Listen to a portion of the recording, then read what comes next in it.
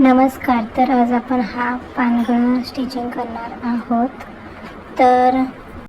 तर आपण सर्वात आधी अस्तर आणि त्याच्यावर मेन फॅब्रिक हे स्टिच करून घेऊया.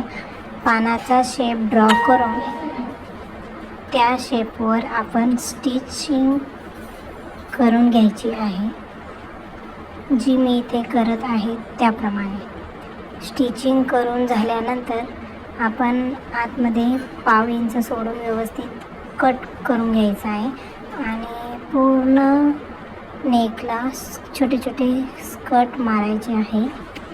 छोटे छोटे कट मारायचे झाल्यानंतर आपण दोन्हीही कपडे एक ह्या साईडला करून पूर्णपणे अस्तरवर नेकप्रमाणे शिलाई मारून घ्यायची.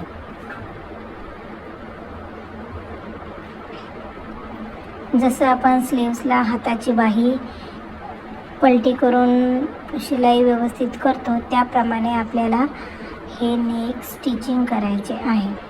तर असे पलटी करून खालचा कपडा हा अस्तरच्या साईडला आला पाहिजे आणि व्यवस्थित अशी शिलाई मारून घ्यायची.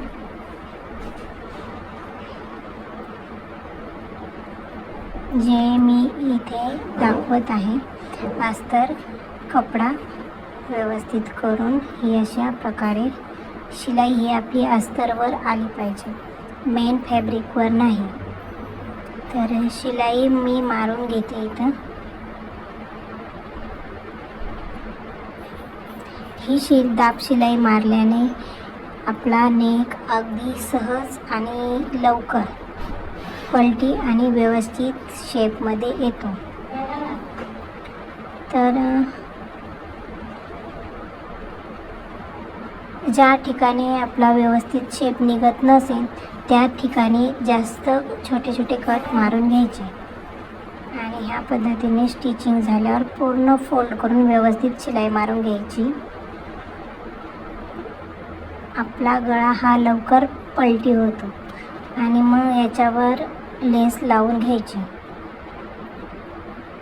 लेसला पण डबल शिलाई मारायची आहे आणि शिलाई मारल्यावर हा नेक किती सुंदर तयार होतो तुम्ही बघू शकता.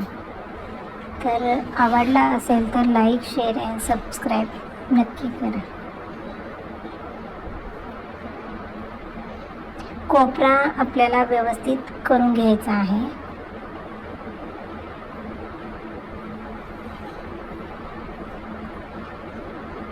जेणेकरून आपली फिनिशिंग एकदम व्यवस्थित आली पाहिजे.